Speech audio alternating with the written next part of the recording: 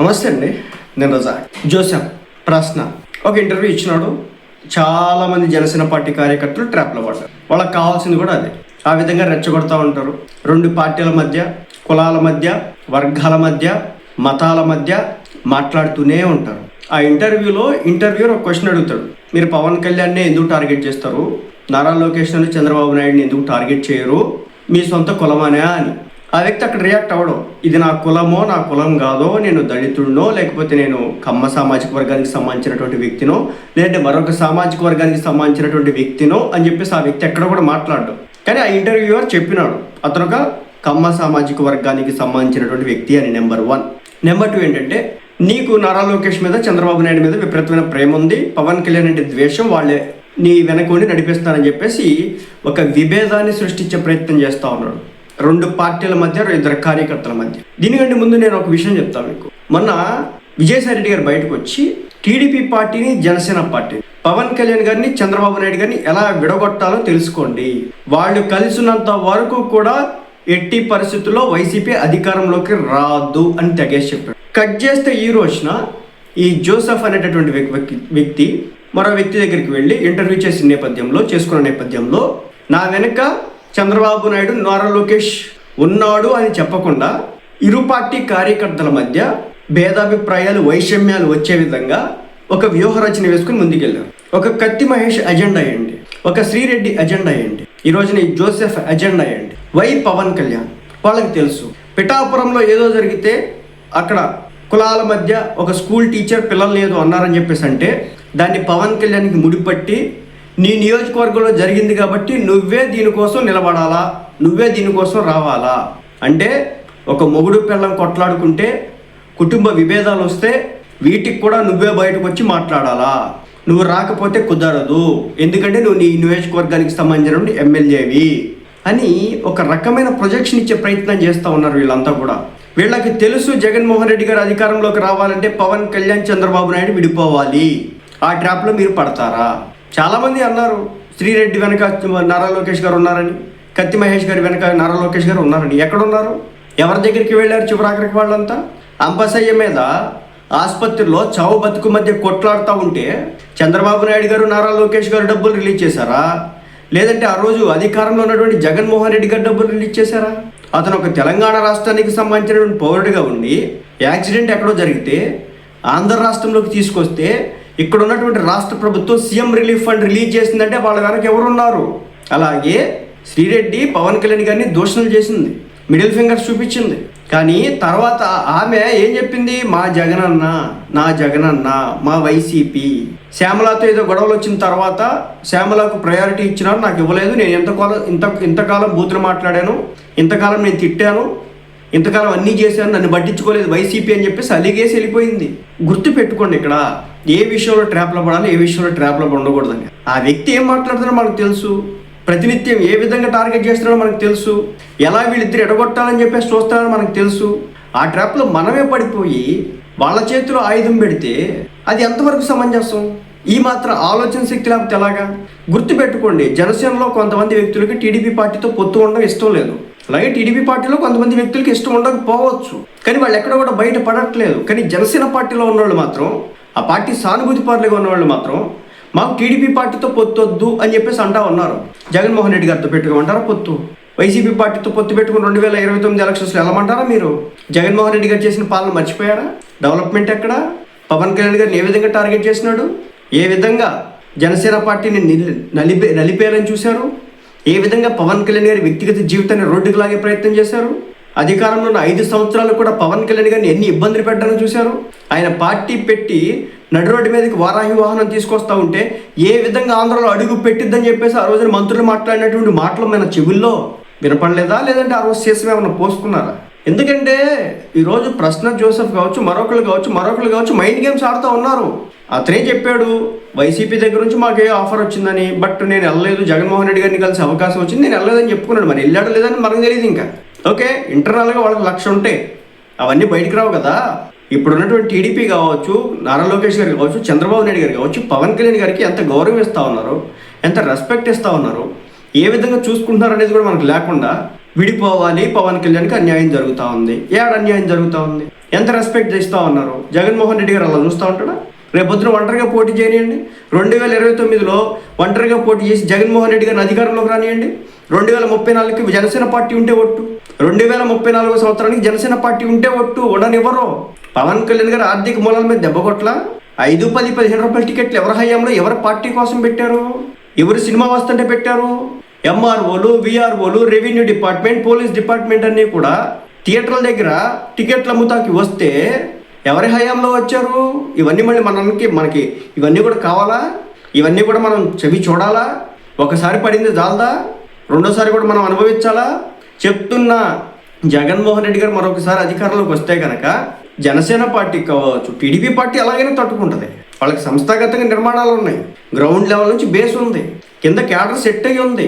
కొంత తగ్గొచ్చేమో కొన్ని సిచ్యువేషన్లో. చంద్రబాబు నాయుడు గారిని జైల్లో పెట్టినప్పుడు కొంత తగ్గిన మాట వాస్తవమే. ఎందుకంటే ఎప్పుడూ చూడండి, 40 ఏళ్ళ రాజకీయాల్లో ఉండి 3 సార్లు ముఖ్యమంత్రిగా చేసినటువంటి ఒక వ్యక్తిని సడన్గా తీసుకెళ్లి జైల్లో పెడితే వాళ్ళు ఏ విధంగా ముందుకెళ్ళాలో తెలియలా.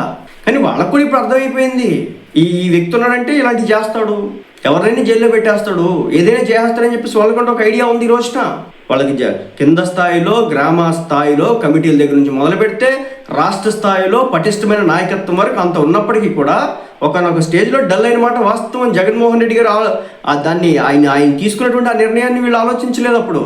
బట్ ఈ రోజున వాళ్ళకి తెలుసు, ఆటుపోట్లు ఎదురైనా, కష్ట నష్టాలు వచ్చినా తట్టుకొని నిలబడగలిగేంత శక్తి సామర్థ్యాలు ఇప్పుడు ఆ పార్టీకి ఉన్నాయి. కానీ జనసేనకి ఎక్కడున్నాయి? మనకి పవన్ కళ్యాణ్ గారు, నాదెండ్ల మనోహర్ గారు, నాగబాబు గారు, ఈ ముగ్గురిని తీసేస్తే మనకి ఎక్కడ ఎవరు కనపడుతున్నారు చెప్పండి? గట్టిగా బయటకు వచ్చి మాట్లాడే వాళ్ళు చెప్పండి. పవన్ కళ్యాణ్ గారిని మొన్నటికి మొన్న ఆయన అనకూడని మాటను తెలంగాణ రాష్ట్రం ఉద్దేశించేది అన్నాడని చెప్పేసి ఆపాదించి అన్ని బూతులు తిడితే ఎంతమంది బయటకు వచ్చి మాట్లాడినారు నాకు తెలియగడుగుతా చెప్పండి? జనసేన పార్టీ నాయకులు పొత్తొద్దా, విడిపోవాలా, ఒంటరిగా వెళ్ళాలా, సీఎంని చేస్తారా, ఎట్లా అవుతాడు నాకు తెలియగడుగుతా సీఎం? పవన్ కళ్యాణ్ గారు ఈ రోజున ఆయన పడుతున్నటువంటి కష్టాలకి, ఆయన పడుతున్న నష్టాలకి వైసీపీ పార్టీకి ఇంత ఓటింగ్ ఉంది, జనసేన పార్టీకి ఎంత ఓటింగే ఉంది, టీడీపీ పార్టీకి ఎంత ఓటింగ్ ఉంది. ఇటు జనసేన కావచ్చు, ఇటు వైసీపీ కావచ్చు, టీడీపీ కావచ్చు 40 ఓటింగ్ ఉంది. జనసేనకు 12 నుంచి 15% వరకు ఓటింగ్ ఉంది. ఈ రెండింటిని కాదని ఇప్పుడు జనసేన వైపు టర్న్ అయిపోయేంత అప్పుడు ఉందా సిచ్యువేషను? జగన్మోహన్ రెడ్డి గారు ఆ విధంగా వెళ్ళనిస్తారా? ఈ మాత్రం కూడా అర్థం చేసుకోకుండా వాడు ఎవడో ఇచ్చేది వాగాడంట, దాన్ని భుజాన్ని వేసేసుకుని వెళ్తున్నారు. రాజకీయాన్ని కొంచెం లోతుకెళ్ళి చూడండి. పవన్ కళ్యాణ్ గారు 15 సంవత్సరాలు ఈ విధంగా ముందుకెళ్ళడానికి ఒక రీజన్ అయితే ఉంది. ఇంత వివరించేవాడు కూడా చెప్పడం, ఎందుకు ఆ వ్యక్తి ఆ విధంగా వెళ్తా ఉన్నారు, ఏ విధంగా ముందుకెళ్తా ఉన్నారు, ఎందుకనేది తనకు ఒక వ్యూహరచన ఉంది. టీడీపీ పార్టీతో పొత్తులు ఎందుకు ఉండాలనుకుంటున్నారు? టీడీపీ అంటే రాక్షస నిర్ణయాలు ఏం తీసుకోరు కదా వాళ్ళు. పవన్ కళ్యాణ్ గారు, చంద్రబాబు నాయుడు గారు అనేక మంత్రివర్గ కూర్పులో కూర్చొని మాట్లాడుకొని ఏదైనా ఒక నిర్ణయం తీసుకుంటారు. మీరు చూడండి, దావోస్లో ఈరోజు మనకు ఒక రెడ్ కార్పెట్ ఉంది. ఎందుకు ఉంది? అదే జగన్మోహన్ రెడ్డి గారు ఉంటే ఉంటుందా?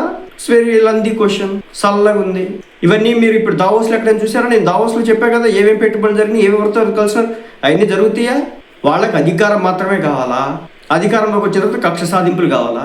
ఎవరిని వదిలిపెట్టారు చెప్పండి? అధికారం వచ్చిన తర్వాత వాళ్ళు చంద్రబాబు నాయుడు గారిని వదిలిపెట్టలేదు, నారా లోకేష్ గారిని జైలు అని చూసినారు, పవన్ కళ్యాణ్ గారిని నోబెటల్ హోటల్లో వైజాగ్లో ఇబ్బందులు పెట్టారు, అచ్చెన్నాయుడు గారిని ఇబ్బందులు పెట్టారు, అయ్యన్న పాత్రుడి గారిని ఇబ్బందులు పెట్టారు, చచ్చిపోయినటువంటి సబ్బోహరి గారిని కూడా వదిలిపెట్టలేదు, బీటెక్ రవి గారిని ఇబ్బందులు పెట్టినారు, కొల్లు రవీంద్ర గారిని ఇబ్బందులు పెట్టినారు. వీళ్ళని ఇబ్బంది పెట్టలేదు టీడీపీ పార్టీ తరఫున నిలబడిన వాళ్ళని. మీడియా అంటారా? ఆ రామోజీరావు గారి మీద అంత ఎత్తెక్కి కూర్చునేటోళ్ళు, అది గట్టు పంచాయతీలో ఉన్నట్టు. మనకు ఏం వద్దు, అర్జెంటుగా చంద్రబాబు నాయుడు పవన్ కళ్యాణ్ విడిపోవాలా? మరి ఏ తప్పనేది నాకు అర్థం కావట్లేదు. పవన్ కళ్యాణ్ గారు ఆలోచన శక్తి ఏ విధంగా ఉంది, ఆయన ఎందుకు ఇలాంటి నిర్ణయాలు తీసుకున్నట్టు ఆలోచన చేయకుండా వాడు ఎవడో వచ్చినాడంట, సొంత సామాజిక వర్గం అన్నాడంట. మరి ఆ సొంత సామాజిక వర్గం అయితే కొడాలి నాని గారు ఉన్నారుగా. ఏ సామాజిక వర్గం అయినా కమ్మ సామాజిక వర్గం కాదు. మరి ఆయన ఎందుకు చంద్రబాబు నాయుడు గారితో లేకుండా జగన్మోహన్ రెడ్డి గారితో చట్టా పట్టాలు వేసుకుంటున్నారు? అలాగే వైసీపీ పార్టీలో కమ్మ సామాజిక వర్గానికి సంబంధించిన వ్యక్తులు లేరా? వల్లభనేని వంశీ గారు ఏ సామాజిక వర్గం? దేవినేని అవినాష్ గారు ఏ సామాజిక వర్గం? మరి జగన్మోహన్ రెడ్డి గారు రెడ్డి సామాజిక వర్గం కదా. మరి వీళ్ళంతా కూడా కమ్మ సామాజిక వర్గం అయితే ఇక్కడ ఉండాలి కదా. ఒకవేళ జోసెఫ్ అనేటటువంటి వ్యక్తి ఒక కమ్మ సామాజిక వర్గం అనుకుందాం, మరి ఆయన పూర్తి స్థాయిలో మరి దీంట్లో ఉండాల్సిన రూల్ ఏం లేదు కదా, ఆయన నచ్చిన పార్టీలో ఉంటాడు. కాబట్టి ఇక్కడ ఎవడి అజెండాలు ఆడికే, ఎవడి పర్సనల్ రీజన్స్ వాళ్ళకే ఉంటాయి. మనం గుడ్డెది చేలో పడ్డట్టు ఏదో వచ్చి మాట్లాడేశాడు, మనం గుడ్డలు చించేసుకోవాలా? దీని వెనక నారా లోకేష్ ఉన్నాడు, చంద్రబాబు నాయుడు ఉన్నాడు, కావాలని పవన్ కళ్యాణ్ తిట్టేస్తా ఉన్నారు. వాళ్ళకి పని పాట లేదు, మరి ఆ వ్యక్తిని పిలిపించుకొని ఇంక తిట్టిస్తా ఉండాలి, లేచిన కాడ నుంచి తిట్టిస్తా ఉండాలి. ఇంక అదే పని వాళ్ళకి. కొంచెం బుద్ధుడు బుర్ర ఉండవసల్లా. వద్దామనిగా బుద్ధి బుర్రలో ఇంత లో లెవెల్లో ఉండబట్టి మనల్ని ఆ విధంగా ఆడుకున్నాడు ఆయన. మీకు మళ్ళీ కావాలి, మళ్ళీ ఈ విధంగా తెప్పించుకోవాలి, మేము మళ్ళీ ఈ విధంగా ఇబ్బందులు పడాలంటే అనుభవించండి. దానికి ఎవడేం చేసేది లేదు. మీకు అట్లా రాసి ఉందని అనుకోవడమే. రాష్ట్రం డెవలప్ అవుతుందిరా బాబు, అమరావతి డెవలప్ అవుతుంది, వైజాగ్లో కంపెనీలు అవుతున్నాయి, రాయలసీమ ప్రాంతంలో, తిరుపతి ప్రాంతాల్లో ఈ రోజున ఐటీ హబ్బులు లాంటివి ఏర్పాటు చేస్తా ఉన్నారు. రోడ్లు బాగుపడ్డాయి, ఎలక్ట్రిక్ ఛార్జెస్ తగ్గించినారు, అంత పెంచట్లేదు, పెన్షన్ ఇస్తున్నారు. ఈ విధంగా అన్ని చూసుకుంటా పోతున్నారంటే కాదు మాకు జగనన్న కావాలి, పవన్ కళ్యాణ్ విడిపోవాలా, మా జగనన్న అధికారంలో తెప్పించాలా. ఈ దరిద్రం ఏంటి మనకి? మీకు టీడీపీ పార్టీతో ఉన్న బాధ ఏంటో నాకు అర్థం కావట్లేదు. పవన్ కళ్యాణ్ గారు లేని బాధ, పొత్తు విడగొట్టాలని ఇంత తహతహలు ఆడతారండి. నాకు అర్థం కావట్లేదు. అది గుర్తుపెట్టుకోండి. ఒక్కసారి పొత్తు విడిపోతే కనుక పవన్ కళ్యాణ్ గారు రాష్ట్రంలో ముఖ్యమంత్రి అయ్యేంత స్టేజ్లో కొన్ని ప్రాంతాల్లో అంత మనకు ఓటింగ్ లేదనే విషయాన్ని గమనించరే. మనకి కోస్తాంధ్రాలో ఉంది కాదనట్ల, ఉత్తరాంధ్రలో కొంత వేసి ఉంది, రాయలసీమలో చాలా లేదు, నాయకత్వం లేదాడ.